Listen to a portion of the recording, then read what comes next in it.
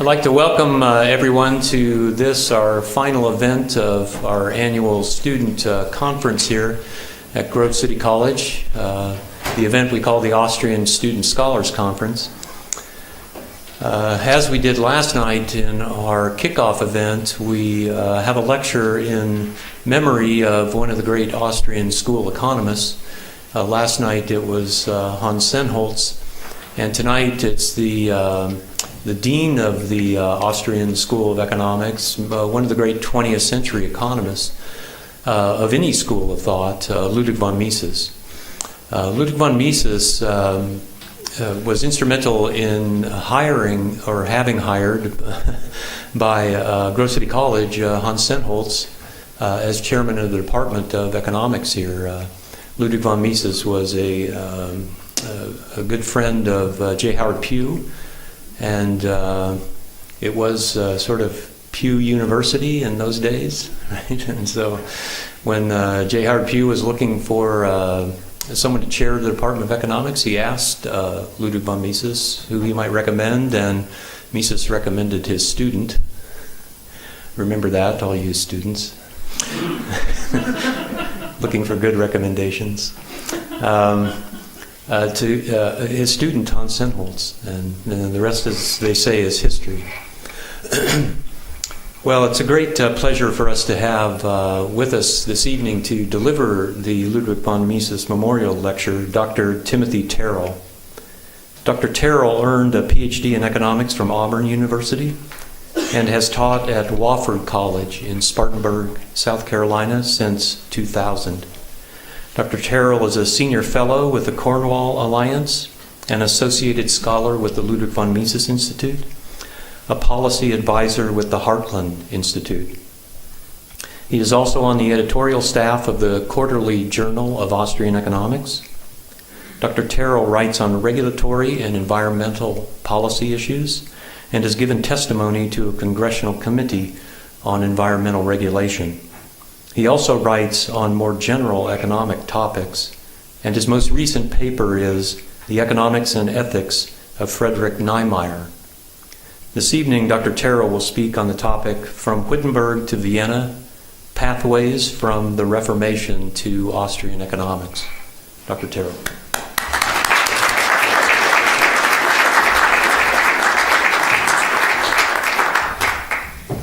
Well, it's certainly a pleasure to be here at Grove City College. I had not been to this campus before this event, and I'm very impressed. You have a beautiful campus. The weather does get chilly from time to time. I'm sure you know that. I'm from South Carolina, and we've had an unusually mild winter even for our state, but it is certainly getting a little chilly out there today. Jeff had mentioned that I am on the editorial staff of the Quarterly Journal of Austrian Economics, and as I was listening to some of the talks that you students were giving in the sessions today, I was encouraged by the quality, and I hope that if you have a paper that your professor would recommend that you submit to the Quarterly Journal of Austrian Economics, we would be happy to review it, to take a look at it.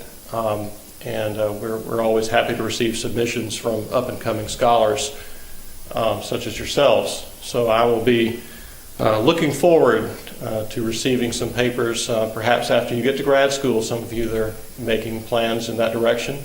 Hope you will keep the journal in mind and let us have a shot at publishing your work.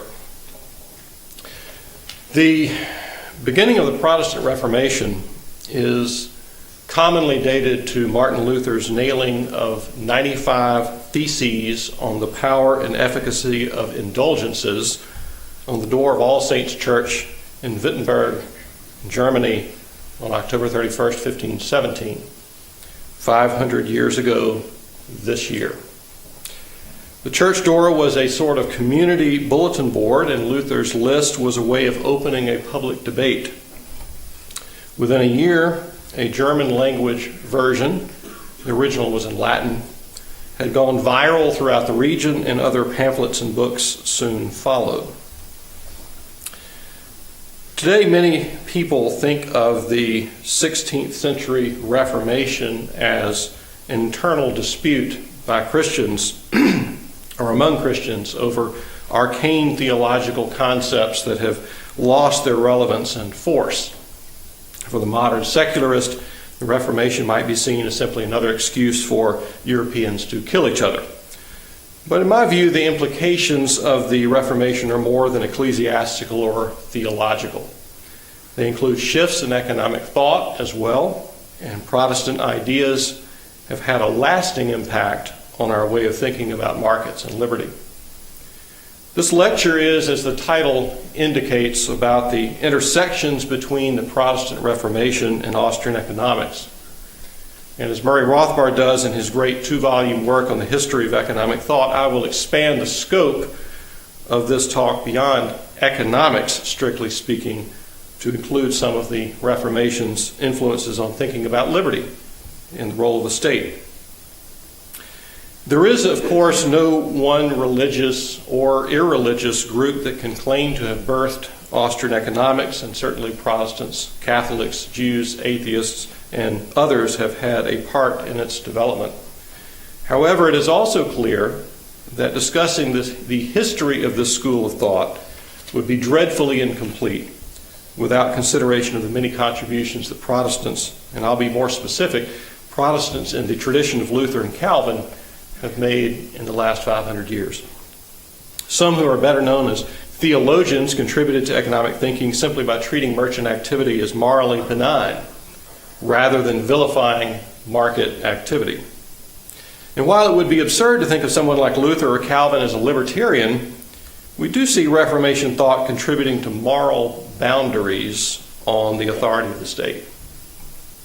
This counterpoise to the divine right of kings bore fruit in Europe, certainly. Calvinists like Samuel Rutherford, author of Lex Rex, or The Law and the Prince, and Philippe Duplessis Mornay, author of Contra Vindicia Tyrannus, Defense of Liberty Against Tyrants, pushed back against the supposed unquestionable authority of the monarchy. The impact was also felt on this side of the Atlantic in the American War for Independence, a conflict labeled by the British the Presbyterian Rebellion. A philosophy of liberty, of course, is not economics, but effective moral constraints on the state leave room for the blossoming of markets and other interactions of free men. And so the spread of the theology of Luther, Calvin, and others in that tradition has been coincident with the spread of an economic revolution. Contemplation of that revolution spurred the rather overrated Adam Smith to pen his inquiry into the nature and causes of the wealth of nations. And much later, the sociologist Max Weber considered the possibility that Protestant thinking had led to a, quote, spirit of capitalism. By creating a moral encouragement to saving and reduced personal consumption, capital accumulation would increase in Protestant areas. There are some common criticisms of the Weber thesis. Much progress in economic thought was made by scholastic Catholics such as Biel, Cajetan, Eck, and Sumenhart, and history shows that for hundreds of years, some Catholic areas like Antwerp prospered, while some predominantly Calvinistic areas like Scotland remained relatively poor. Ekelund, Aber, and Tolleson have addressed the latter criticism by adding supply-side considerations to the demand-side argument that Weber made. In their Marketplace of Christianity, they say, whereas Catholic areas that were isolated, Spain, Portugal, and Italy, did not progress quickly to capitalism, those areas contiguous to countries that became Protestant bumped up against vibrant economic activities and were forced to respond in order to remain competitive. For example, merchants in Catholic countries were forced to borrow at market interest rates once Protestantism eliminated usury constraints. There are aspects of the Reformation that undeniably accelerated the progress of economic freedom and prosperity in Europe. Sascha Becker, who was the economics professor at the University of Warwick, studied German tax records and census data and confirmed a long-standing economic gap. German Protestants out-earn German Catholics. Even 500 years later, the gap persists. He suggests that this was largely a byproduct of Luther's theological reformation. In the process of spreading his ideas, Luther encouraged literacy among the common man and the common woman. Martin Luther argued that every town should have a girls' school. And the gender gap in literacy consequently declined in areas dominated by Protestants. So I would say that the Protestant Reformation did two things.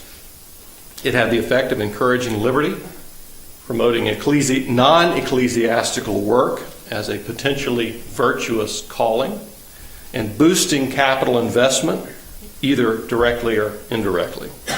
Second, it encouraged economic scholarship as people observed the rapidly expanding merchant activity and tried to explain it. I want to spend some time looking at the economic ideas of Luther, Calvin, and some more modern Protestants. So let's start with Martin Luther. We do not find a consistent free market advocate in Martin Luther, certainly not an economist. Luther's thought on markets was medieval, with frequent objections to free exchange. In his Greater Catechism of 1529, Luther condemned one who, quote, makes use of the market in his own willful way, proud and defiant, as though he had a good right to sell at as high a price as he chose, and none could interfere. But elsewhere he wrote, anyone may sell what he has for the highest price he can get, so long as he cheats no one, cheating being the use of false weights and measures. Gary North observed, given this willingness on the part of Luther to reverse many earlier pronouncements that he formerly had penned, it is not surprising that his economic utterances should display an overall lack of coherence through the years. Luther opposed free pricing. North says merchants may not follow the rule of buying low and selling high.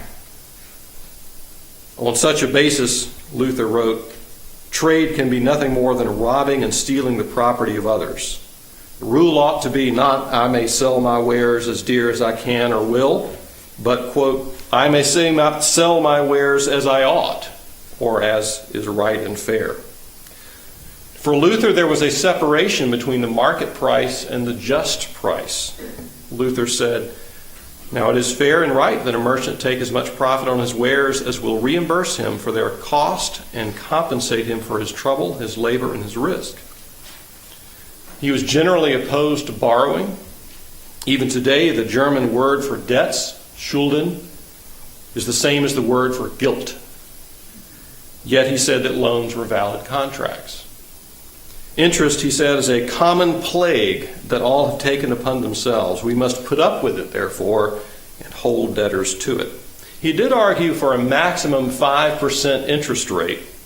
A 5% contract later became known as the German contract. Later, Calvin's Geneva would follow this same rule, although the maximum was eventually raised to 6 2/3%. Rothbard describes Luther as a confused, contradictory, and unsystematic thinker at best, adding that he was least consistent in economics. But the Protestant Reformation that Luther had kicked off had some powerful long-term effects on economic thought and economic development. His theology had implications for all parts of life, including the relationship between the individual and the state.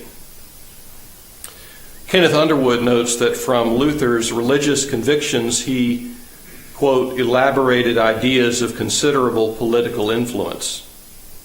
These ideas had to do with among other things, the inadmissibility of the attempts by political authorities to use coercion to compel assent. Furthermore, the Lutheran conviction that the personal dimensions of conscience and commitment, of guilt and forgiveness, of family and kin affection, are a more basic or primary reality than the political structures of office, status, and power. John Calvin, who lived from 1509 to 1564, was, like Luther, one who placed emphasis on theology and ecclesiology, not economics. That we know him for his theology. And he retained some of the errors of his time. His economics was a mixed bag. But I will argue that the overall impact of Calvinism was liberating. Murray Rothbard, not a fan of Calvinism, blames Calvin in part for the labor theory of value. Adam Smith, following David Hume, came close to this error, and later Karl Marx incorporated it into his own work. Calvin's calling idea, the idea of a vocation that you're called to, glorified labor, Rothbard said, and may have contributed to that labor theory of value. Rothbard was also not particularly pleased with Calvinism's emphasis on personal asceticism and frugality. Max Weber, in the aforementioned Protestant Ethic and Spirit of Capitalism, argued that Protestantism had led to capitalism by elevating ascetic stewardship to a virtue for all Christians in their callings.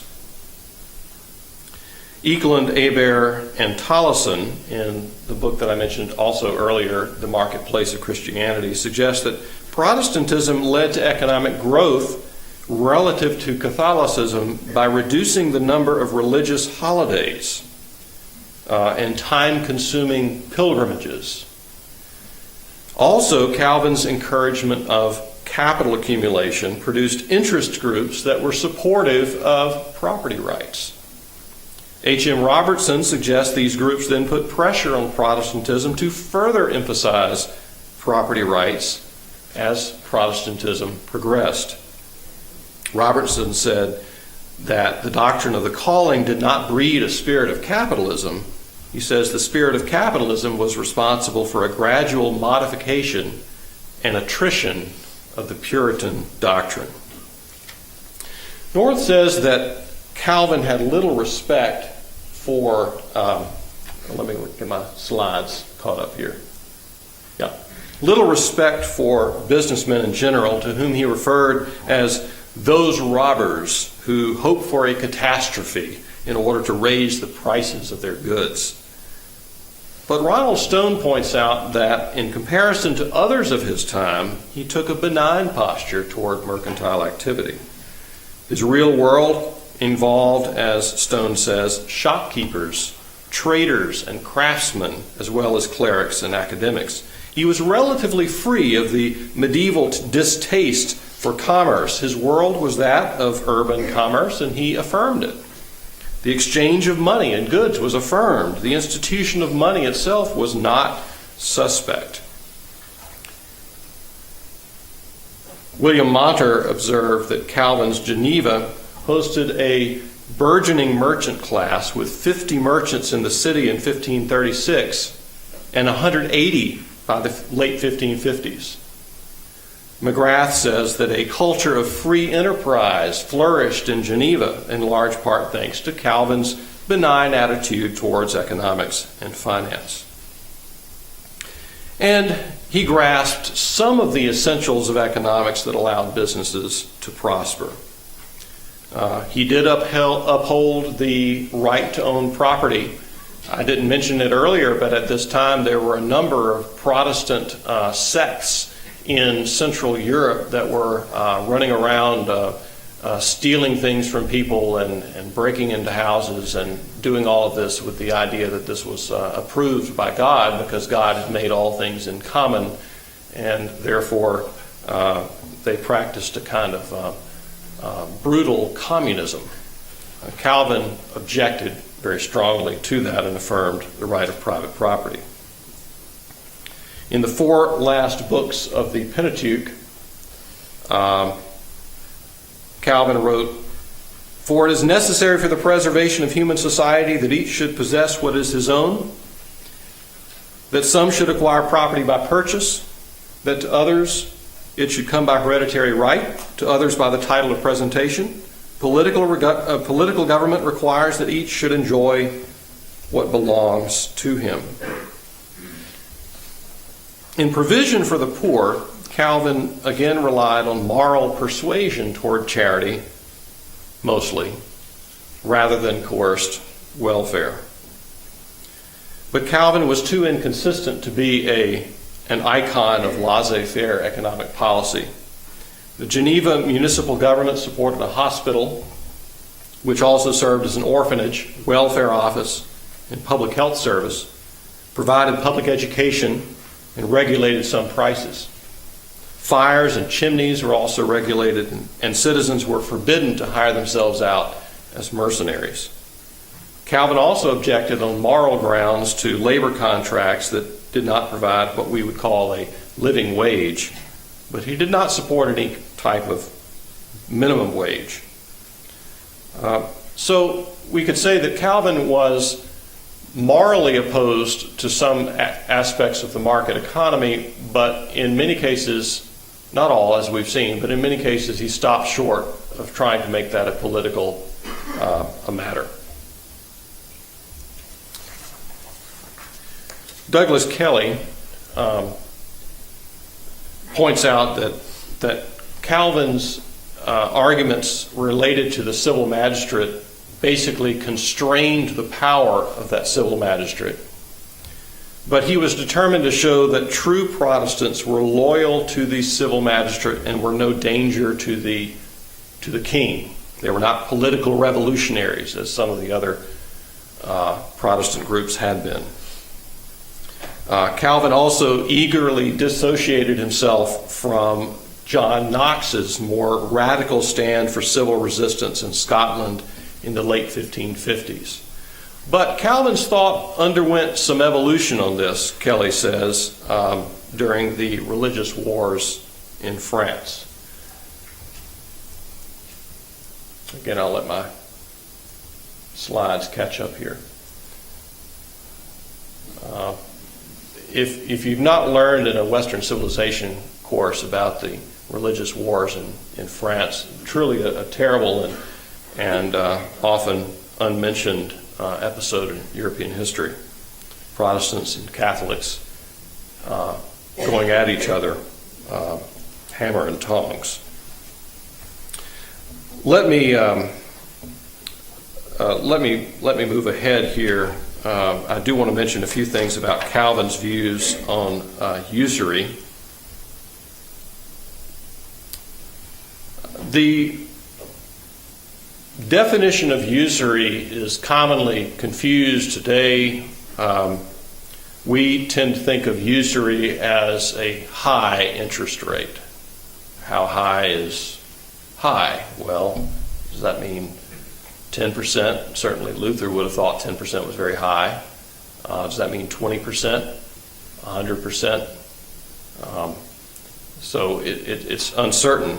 But usury, from the point of view of the Old Testament, is the charging of any amount of interest where it is forbidden. The Old Testament biblical restriction says you don't charge any interest to fellow Jews. Apparently, for charitable loans, there's some question about whether business loans would have been included in that prohibition. But the medieval argument was that money was sterile and could not produce a return. It led to the conclusion that any payment on the use of money necessarily made the borrower worse off. Calvin saw that having money for a time would allow the borrower to buy and sell at a profit before returning the money. And so he said the profit is not in the money itself, but in the return that comes from its use. But Calvin did want restrictions on interest. He did not want any interest charged on loans to the poor.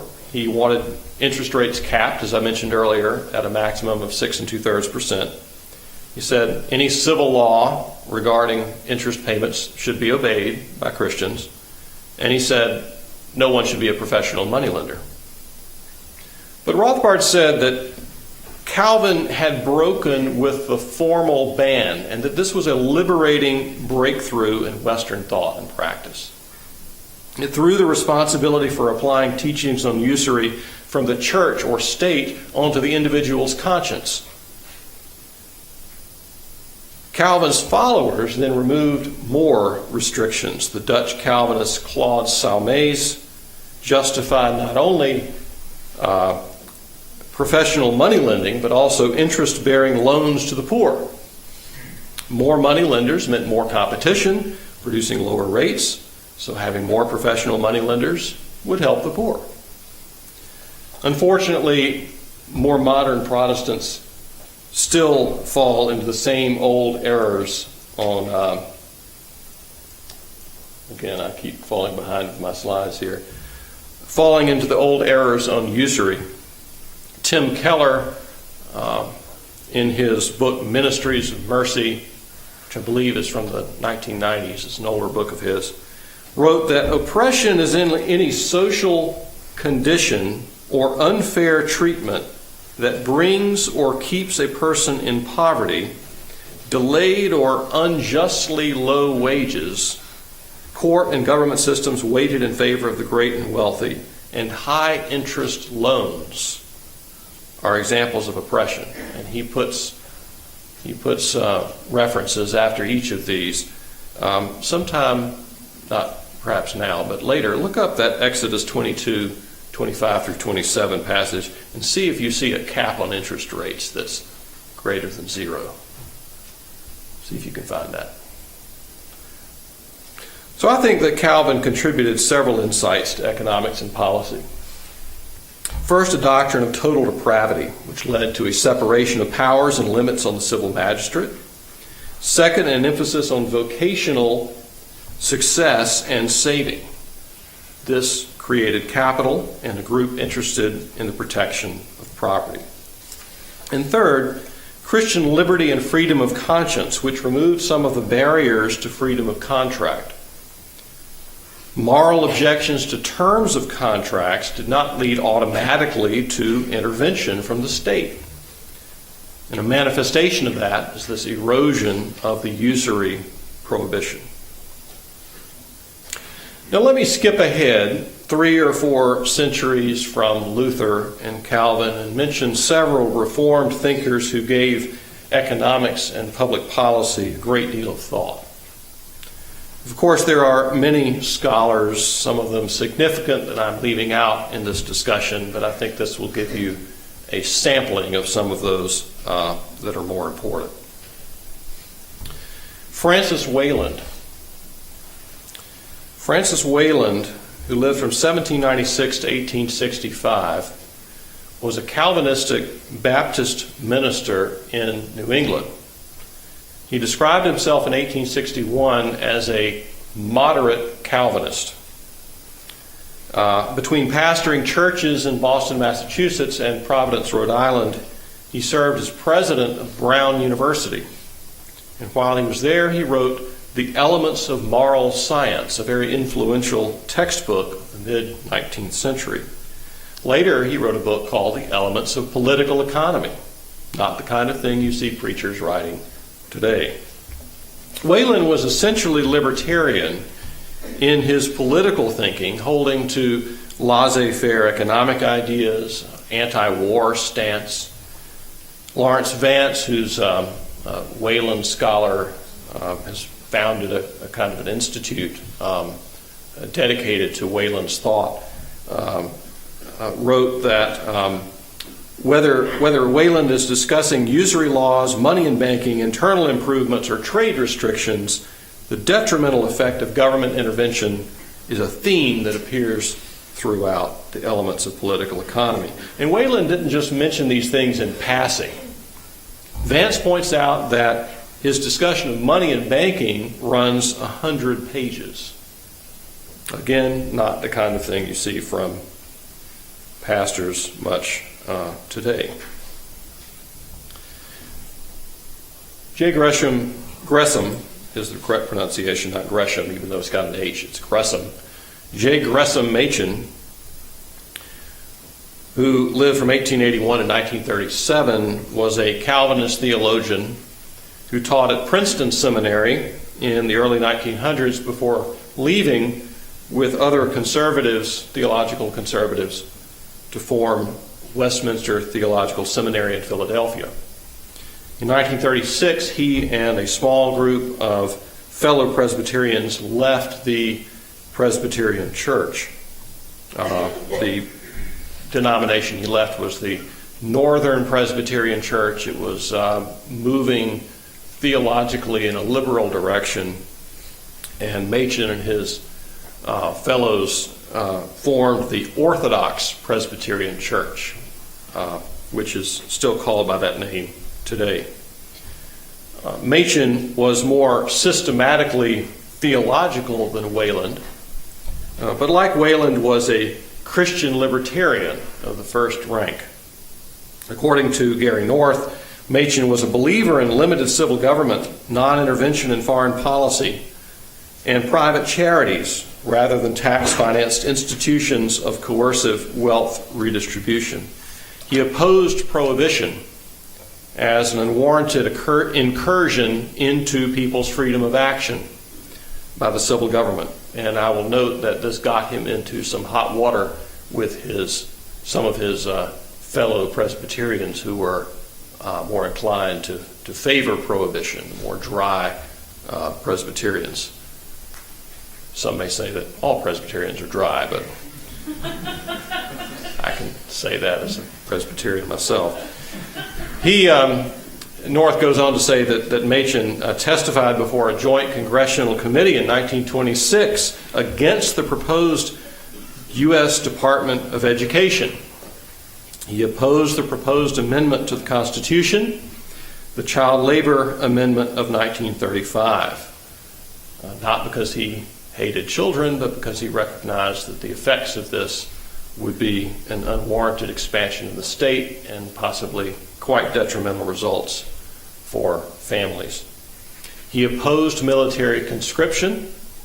He opposed the New Deal's Social Security legislation and its anti-gold standard monetary policy, which he said undermined contracts. He opposed, and this is really striking for modern evangelicals today, he opposed Bible reading or the teaching of morality in public schools, since he recognized that the teachers were predominantly atheistic, deistic, or liberal in their theological opinions. And that's all from Gary North's book, Crossed Fingers, How the Liberals Captured the Presbyterian Church, if you're interested in further on that. Machen did not write as much on rather political or economic matters as Wayland or some of the others that I'll mention. Most of his writing was theological. But the short collection of essays entitled Education, Christianity, and the State is excellent, and there's related material in some of his other work as well. Sean Rittenauer and I maintain a blog on Machen at jgmachen.org. I want to spend some extra time on Frederick Nymeyer, who lived from 1897 to 1981, who was a kind of an unsung hero during the 20th century low point for Austrian economics. You are, in this group, riding an upswing, I think, in understanding about Austrian economics, in the prevalence of Austrian ideas, and so you are blessed to have that, to be riding that upswing. But there was a point in the mid-20th century when Austrian economics fell out of common knowledge and was virtually unknown. That's, I think, no longer the case, thanks to the dedicated work of people like Nymeyer. Nymeyer was a Chicago businessman who supported Austrian scholarship through his publication and marketing of work by Mises and Bombavert. Nymeyer read Mises's Theory of Money and Credit in 1946 and began a correspondence with Mises that led to a personal friendship and material support of Mises's work at a time when it was desperately needed. In the 1950s, Nymeyer founded Libertarian Press and hired Hans Sennholz as a translator in order to republish some of Bombaverk's works. A Calvinist in a Dutch Reformed denomination, the CRC, Nymeyer was very upset by the growing affinity for socialist thinking in his denomination and elsewhere. So he self-published a large number of articles applying economic thought to ethical issues in an effort to combat that trend. In a 1959 letter to Howard Pugh, and incidentally I'll note that it's interesting how all of these threads weave together from Pugh and Sennholz and Grove City and Nymeyer, and honestly, as I was preparing this talk, I did not anticipate the sheer number of connections that would appear as I began to draw all of this together. But Nymeyer wrote, "If there is to be a re-Reformation, it will have to be, in my opinion, on the basis of what the praxeological and the natural sciences have contributed to human knowledge since the days of the Reformation. In regard to questions of ethics, I have come to the conclusion that the economics of Dr. von Mises constitutes by far the most satisfactory means to modernize the ethics of the Hebrew Christian religion." That's from an article by Guido Hulsmann on Nymeyer. The journal that Nymeyer published went by the name Progressive Calvinism, and then it became First Principles in Morality and Economics. Nymeyer saw close connections between Misesian ideas and biblical law, which he elaborated on in his journal and his 1964 book, Minimal Religion. In 1968, Nymeyer wrote, "Mises influenced me more than any other man in my intellectual development. I was his protege." He referred to Mises as the greatest living champion of the innermost rampart of Christianity. And I'll also mention here, too, that after Nymeyer's death in 1981, Sennholz took over Nymeyer's Libertarian Press. There were other 20th century Calvinist groups which also found more affinity for the Austrian school and for other schools of thought. One of these groups, the Christian Reconstructionists, generated a considerable body of literature, and I mean considerable. If you stacked up all the books, it would be, well, taller than me by far. The founder of this movement was Rusas J. Rushdoony, who died in 2001. Rushdoony was a student of the Calvinist theologian Cornelius Van Til, who was a student of J. Gresham Machen. When Machen died in 1937, it left fundamentalist Christians without an intellectually respected voice on political and economic matters. And you could see evangelicalism, or at least Calvinistic evangelicalism, sort of retreating during that time. Not until the early 1960s did a theologian begin to make a serious, systematic, exegetical attempt to link the Bible to the principles of limited civil government and free market economics. And that was Rushdoony. In 1962, Rushdoony was working at the Volcker Fund and received a letter from a young college student named Gary North, inquiring about the possible links between Ludwig von Mises and biblical economics. Incidentally, 1962 was the same year the Volcker Fund published the first edition of Rothbard's Man, Economy, and State.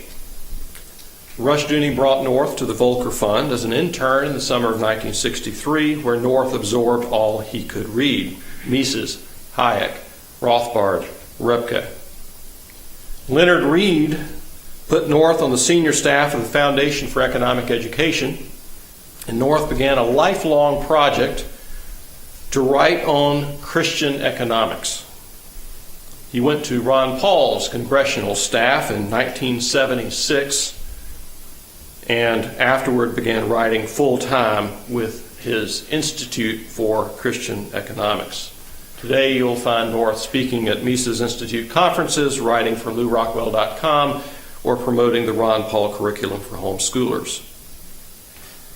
Built on the voluminous writings of Rushdoony, North, and others, Christian Reconstruction became the gateway for libertarianism in Austrian economics to make its way into the thinking of the religious right. A number of those on the religious right discovered Austrian economics by reading North. It's important to recognize that Reconstructionists are not Christianized anarcho-capitalists, and yet they did see private property and a strictly limited state as being supported by both testaments of the Bible. I described some of the distinctions between Misesian epistemology and Christian Reconstruction in a 2006 paper that I co-authored with Glenn Moots in the Acton Institute's Markets and Morality Journal, if you want to follow up on any of that.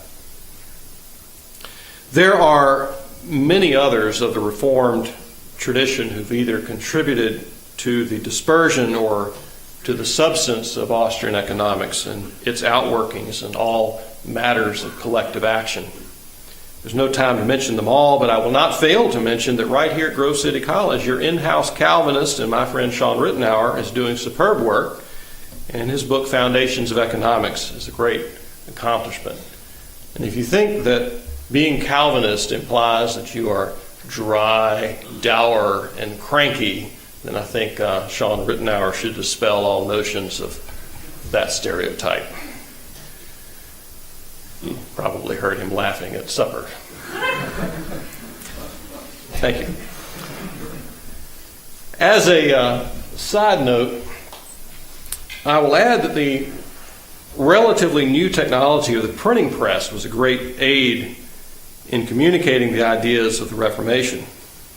Luther and his followers used the technology along with woodcut images and catchy songs for the illiterate to spread his ideas in the common language. The masses copied and distributed Luther's pamphlets quickly and read them aloud in workplaces, inns, and pubs. The social network outcompeted the impenetrable Latin language pamphlets of the academic elite written by the friars and bishops of the Roman Catholic Church. The Economist magazine pointed out that some 6 to 7 million pamphlets were printed in the first decade of the Reformation, more than a quarter of them Luther's. While many Europeans may have been dissatisfied with the prevailing Catholic doctrines and practices, the circulation of so many pamphlets gave individuals confidence that they were not alone. While uncoordinated opposition could be easily defeated, the rise of many in a near simultaneous response to the flood of pamphlets served to protect Luther and other leaders of the Reformation. So whether or not you consider yourself a follower of the Reformation, this conveys a lesson that should be encouraging to those who love liberty. The cost of spreading the written word has dropped immensely as the pamphlets of the medieval period have evolved over 500 years. In the last century, while Mises had few advocates in elite academic circles, printers and proto-bloggers like Nymeyer, he would have had a blog on the internet if that had been available at the time he was writing, circulated Mises' ideas in newsletters and inexpensively printed books. Now, short web articles and blog posts are circulated through emails, Facebook posts, and tweets. Various memes, GIFs, and Instagram photos and short YouTubes communicate visually to those who, unlike the viewers of medieval woodcuts, are quite literate but have no time or patience for a longer article. Libertarian musicians like Eric July of Backwards and dubstep artist Porter Robinson, I bet you didn't think I could shoehorn that into this talk, reach groups that will not read hyper-mathematized articles in elite economics journals, but can understand the appeal of liberty. And yes, I do like Porter Robinson. What Martin Luther started 500 years ago was a revolution in theology and ecclesiology that had ripple effects throughout social thought. We do not see in Luther himself a giant of thinking on economics, far from it. And many of his followers were likewise confused and inconsistent. However, the Protestant Reformation's emphases were important to the spread of liberty, and those who call themselves Reformed have improved the quality and appeal of Austrian economics. The doctrine of total depravity led to a separation of powers and limits on the civil magistrate. Reformed teaching concerning the individual's own ability to interpret the Bible and select civil and ecclesiastical leaders reinforced constraints on the state. Other insights of the Reformation urged those of many vocations, not just clergy, to see God's favor on their labors in the marketplace. These workers were assured that farming, brewing, printing, or eventually even money lending were all legitimate professions. And the Reformation encouraged productivity and capital accumulations. As I said, it reduced the number of church holidays and reduced payments to the church for elaborate and monumental cathedrals, clerical sinecures, pilgrimages, and of course, indulgences. The idea of Christian liberty and freedom of conscience removed some of the barriers to freely contracting, and indirectly the Reformation encouraged economic scholarship as people observed and tried to explain the rapidly expanding merchant activity in Europe in the years after the Reformation. In more recent times, since the development of a distinctive Austrian school of economics, the Reformation's influence is still felt. Those of all religious backgrounds and the irreligious have helped to advance Austrian economics in some way. But I hope you will agree that the participation of Reformed thinkers like Nymeyer, Rushdoony, North has been important in improving our school of thought in its substance and carrying its message farther than would have been possible otherwise. Thank you for your attention.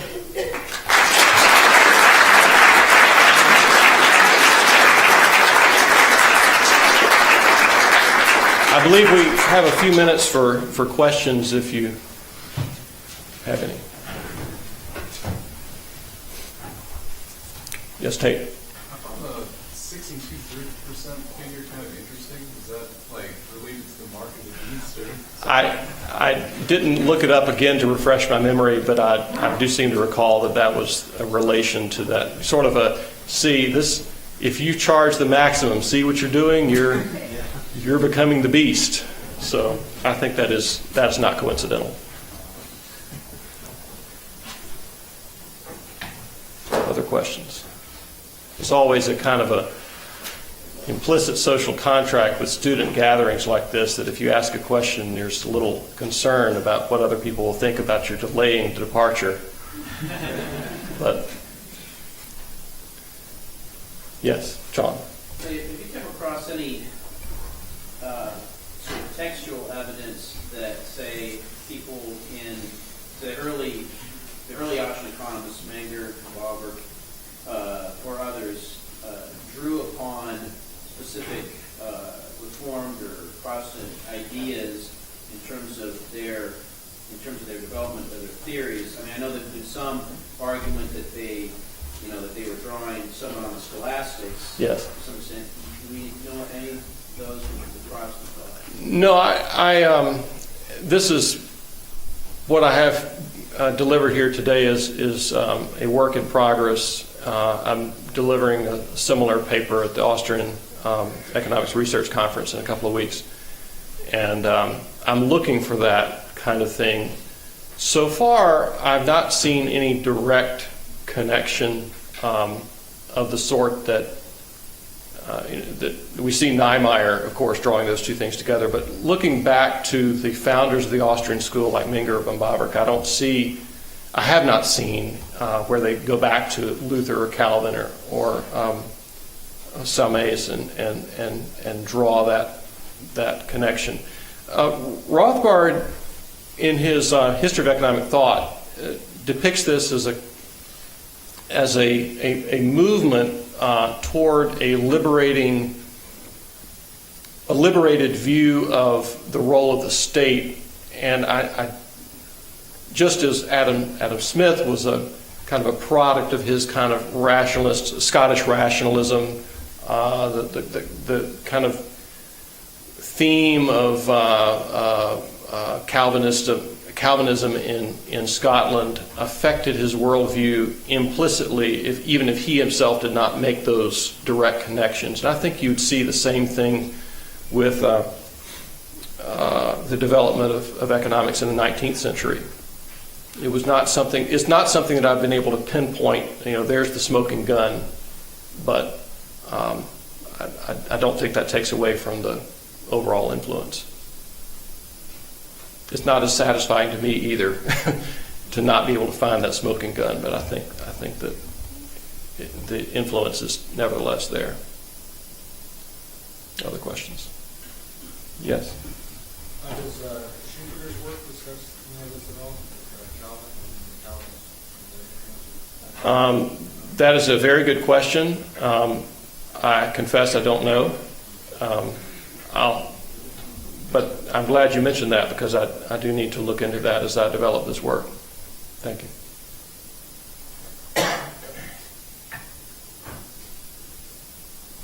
Okay, thank you very much.